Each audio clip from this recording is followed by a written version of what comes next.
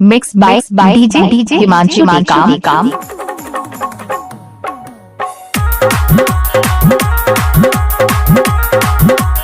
कर फंस रे? कैसे कर फंस? अरे ये तक क्या?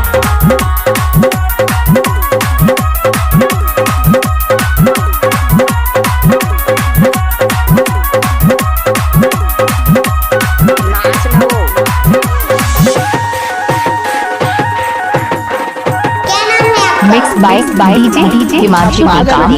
अमीन के डीजे में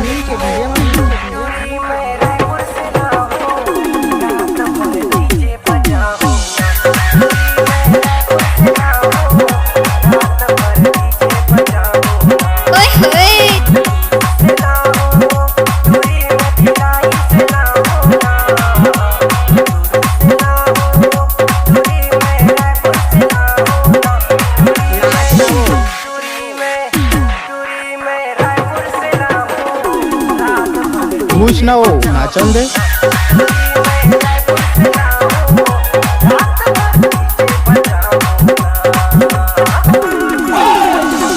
मिक्स बाय डीजे हिमांशु काम।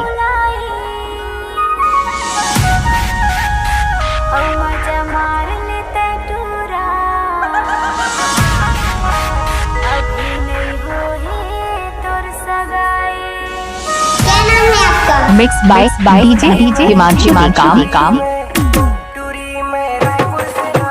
देख के नाचा वो मारपीट हो जाएगी।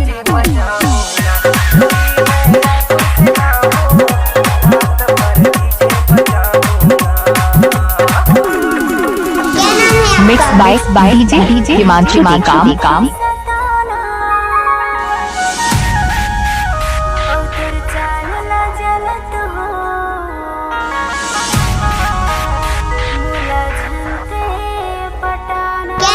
मिक्स बाय डीजे हिमांशु काम।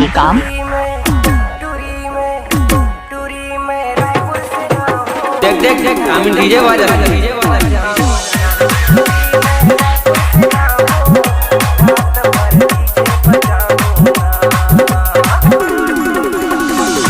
मिक्स बाय डीजे हिमांशु काम।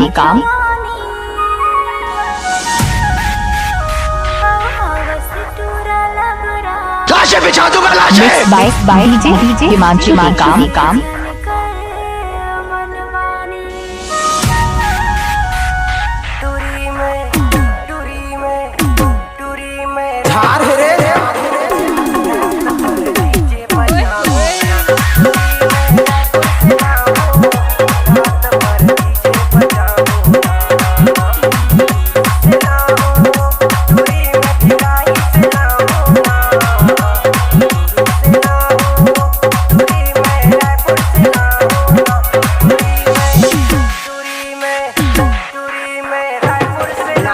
DJ Amin production.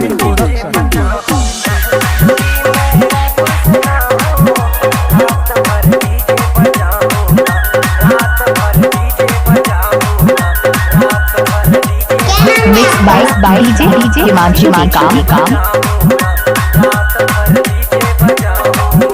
Mix by DJ Himanshu काम।